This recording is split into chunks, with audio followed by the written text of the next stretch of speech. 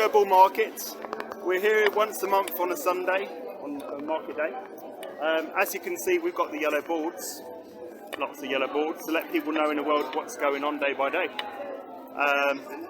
We've had quite a few bemused faces, people passing us looking a bit bewildered and horrified.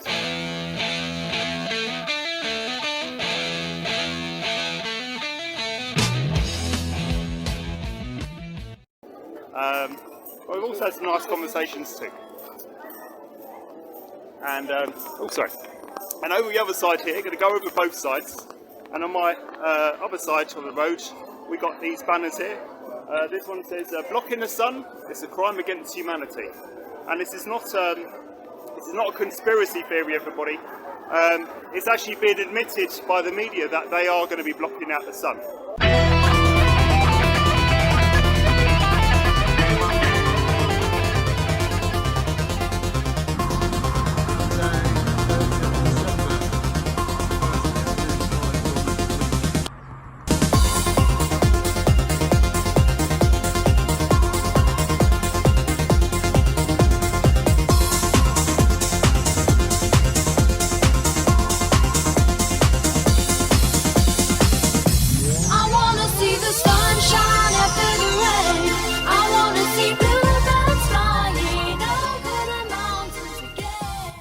We see in the sky on a regular basis these long white trails that do not dissipate. They actually form artificial clouds and block the sun. Experiments to dim the sun could be approved in weeks, which is all part of the government's attempts to slow down global warming. They say the government has set aside £50 million of your taxpayers' money for geoengineering experiments. They want to reflect sunlight away from the Earth's surface. But should we be playing God? There's a variety of different ways in which you could try to affect the planet's temperature. One is to try and make clouds brighter and more reflective, so they reflect more light into space, or try to spray water to create clouds.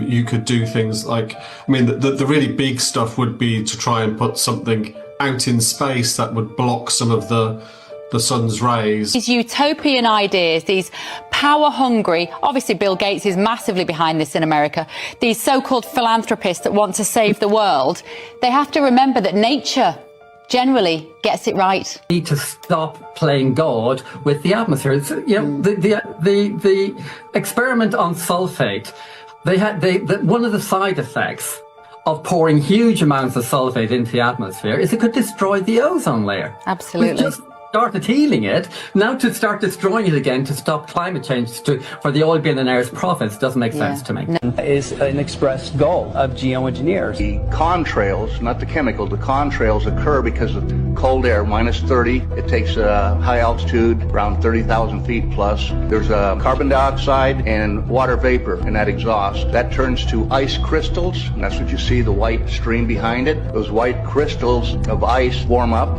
dissolve, and the smoke goes away, and it never lasts more than a minute. What we're seeing now, and I first could not believe it, and I started looking at the skies, and these are not normal, they're not natural. I'm here to give you testimony that chemtrails are indeed real. They're spraying almost every day. I watch the clouds and watch the spraying program going on. I want to tell you that we're in very great danger from the pollution that's coming down over us, and we've been led astray by the military-industrial complex, and they're responsible for the clouds creation and weather manipulation programs. They're dark operations. That's why they're not out in the media.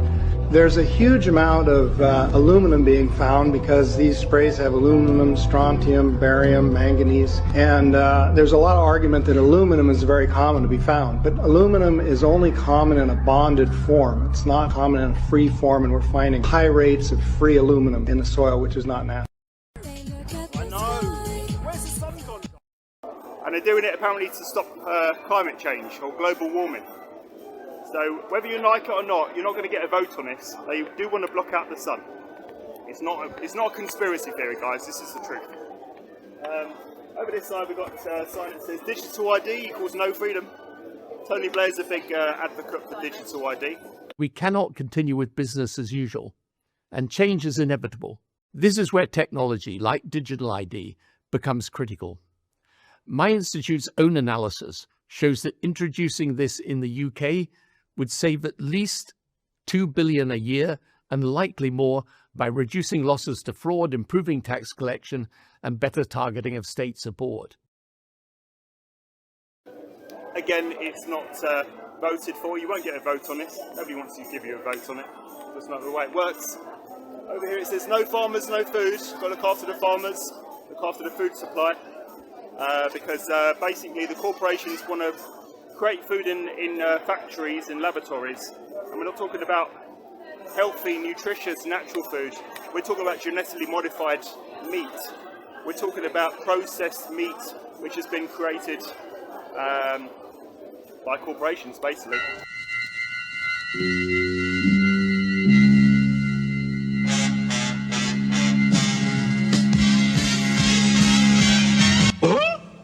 So that's the reason why they're destroying farming, basically.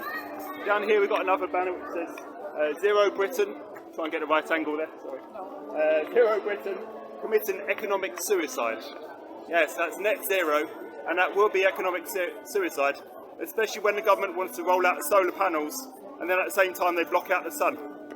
Doesn't make any sense, really, does it? One of my missions is to turn on its head the idea that carbon dioxide is a pollutant and somehow dangerous, when in fact it is the most important nutrient for all life on Earth, and without it this would be a dead planet. So I say not only is carbon dioxide good, it is essential, and it's a good thing that we are putting some more carbon dioxide in the atmosphere because it was running low before we came along. If we had definitive proof that CO2 was causing serious problems and we could prove it, don't you think they would write that down on a piece of paper somewhere so people could read it? They don't have definitive proof, period, in science. I'm a student of the philosophy and history of science, and I know that the scientific method has not been applied in such a way as to prove that carbon dioxide is causing the Earth to warm. Do you think in a few years, say 50 years from now, people go, that was a really stupid period in our history when we tried to change all our energy policies to cut this gas? I am firmly of the belief that the future will show that this whole hysteria over climate change was a complete fabrication. So there we go. So that's just a few of our banners. I'm David, this is Love and Freedom, and we're in Sherborne. And it's Sunday the 18th of May 2025. Oh yes. And on my left hand side, we've got some more banners here. Global tourism. Yeah. Global... Start again, Dave. Rewind.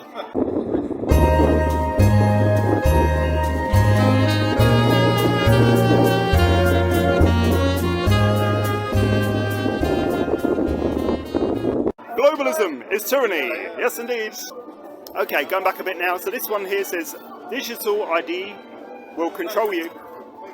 Yes. And this one here says, government lies cost lives. Are you saying the government's lying? Will the government lie to you? He said, with a hint of sarcasm.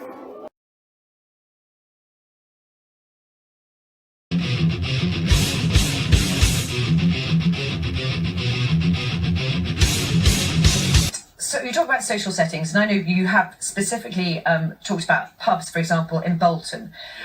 It's still safe to go to the pub, is it?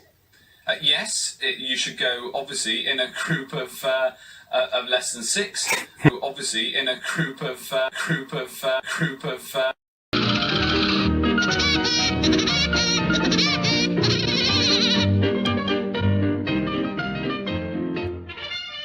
And we're also, the Prime Minister will be setting out, we're also going to be tightening some of the enforcement around hospitality businesses to make sure that they are policing the guidelines very clearly.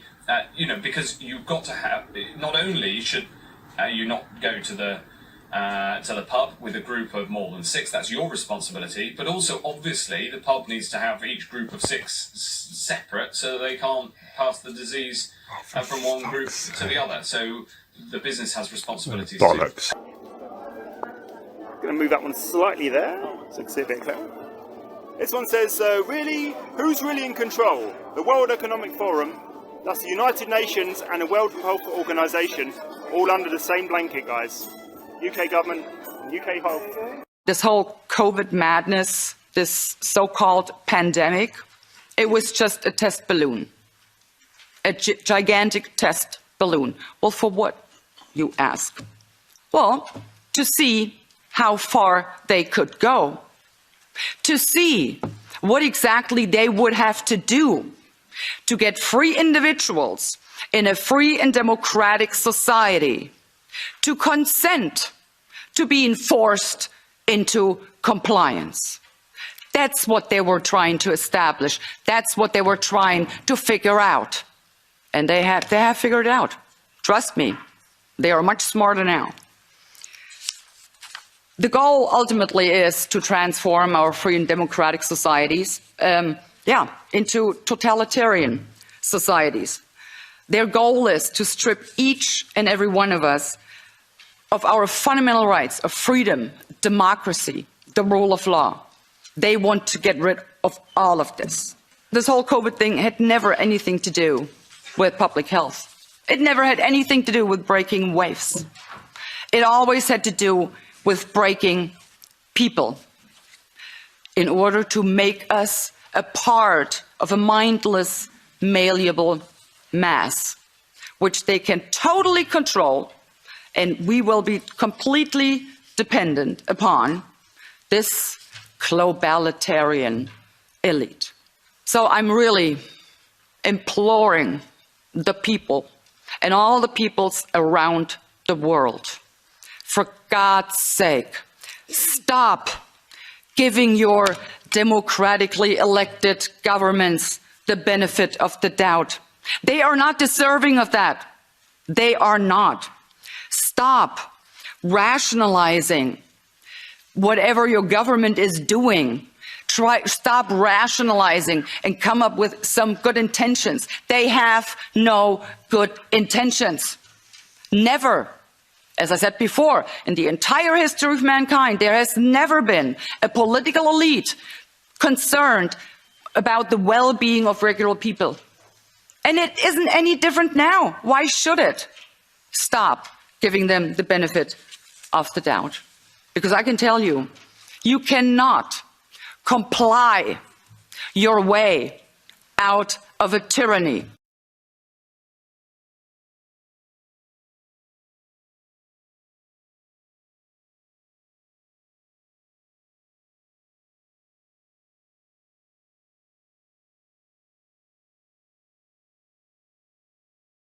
It is impossible. Trying to do so, you will only feed a gigantic alligator in the hopes of being eaten last. But guess what? Your turn will come, and then you will be the one swallowed up.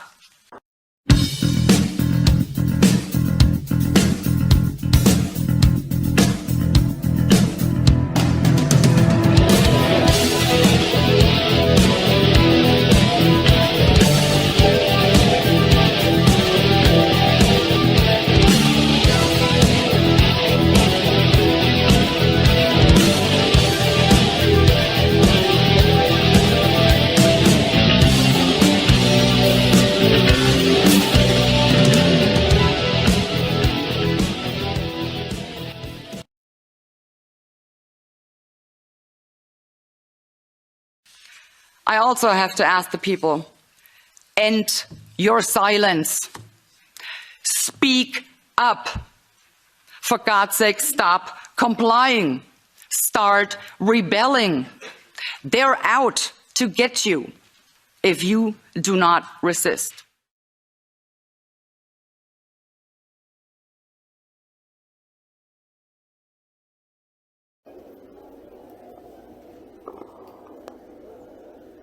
These ladies are stopping to have a good look.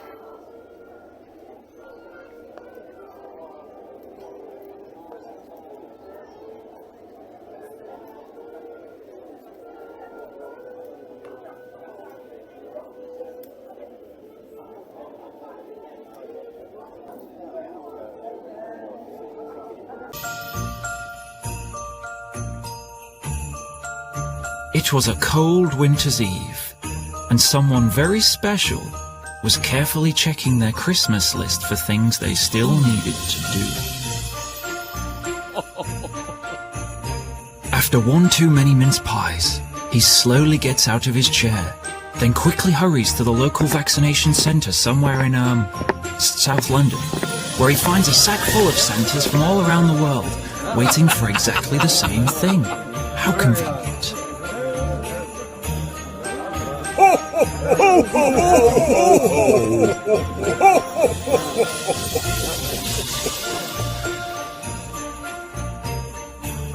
And who might be administering the vaccines, I wonder?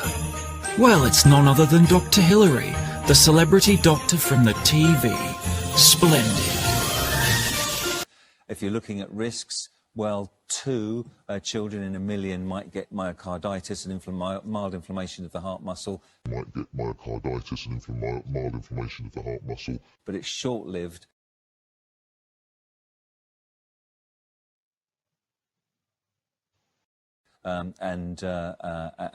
Is not usually serious.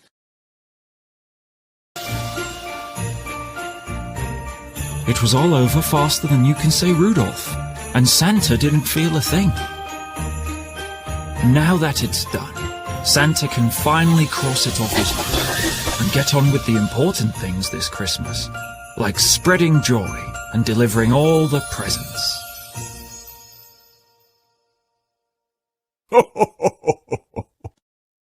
Boost your immunity this winter with the flu and COVID-19 vaccines.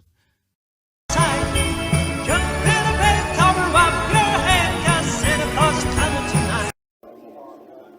woman's reading our boards very thoroughly over there.